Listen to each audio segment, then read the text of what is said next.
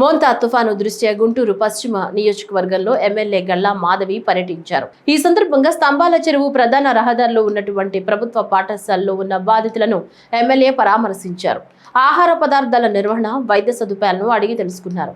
చిన్నపిల్లలతో వృద్ధులతో మమేకమై భరోసా ఇచ్చారు. రానున్న 2 రోజులు కూడా అప్రమత్తంగా ఉండాలని అధికారులకు పలు సూచనలు చేశారు. అటు కోస్తా రాయలసీమ వైపు లాగా కాకుండా ఇటు కొంత మేర తక్కువగానే ఉంది. దాని నేపథ్యంలోనే అవసరమైన రీహాబిలిటేషన్ సెంటర్స్ అన్నీ కూడా ఏర్పాటు చేశాము. పశ్చిమ నియోజకవర్గంలో దాదాపుగా 23 రీహాబిలిటేషన్ సెంటర్స్ని ఏర్పాటు చేసుకున్నాము. ఇప్పటికే దాదాపుగా 3 రీహాబిలిటేషన్ సెంటర్స్ పూర్తిగా నిండిపోయి ఉన్నాయి. మిర్చియాడ్ వైపు ఒకటి, ఇక్కడ పుల్లయ్య స్కూల్ ఒకటి, అదేవిధంగా చిన్మయ స్కూల్ ఒకటి, ఇలా 3 కూడా ఇప్పటికే నిండిపోయి ఉన్నాయి. ఈరోజు పుల్లయ్య హై స్కూల్లో ఉన్నాం ప్రస్తుతానికి. ఇక్కడ దాదాపుగా 180 మంది చేరుకోవడం జరిగింది.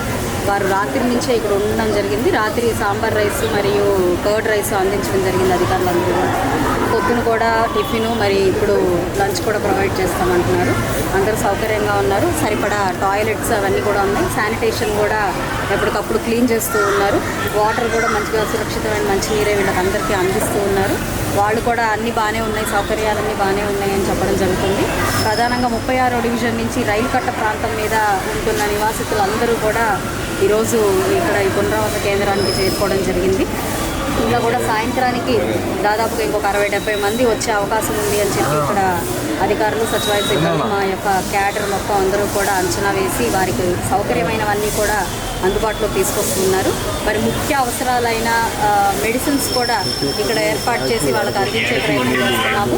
చంటి పిల్లలు ఉన్నారు, వాళ్ళకి పాలు అవి కూడా ఇస్తున్నారు. అదేవిధంగా మనకు ఒక ప్రెగ్నెంట్ ఉమెన్ కూడా ఉన్నారు, ఆవిడకి కూడా స్పెషల్ కేర్ తీసుకోవడం జరుగుతుంది.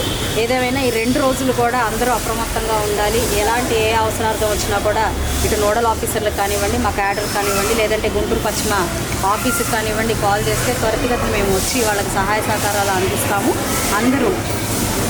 అందరూ కూడా ఇక్కడ అందుబాటులో ఉన్నారు. కాబట్టి ఇది ఒక సద్వినియోగపరచుకోవాలి అని చెప్పి నేను కోరుకుంటున్నాను. సో ప్రజలందరూ కూడా అవసరమైతే మాత్రమే బయటికి రావాల్సిందిగా నేను కోరుకుంటున్నాను.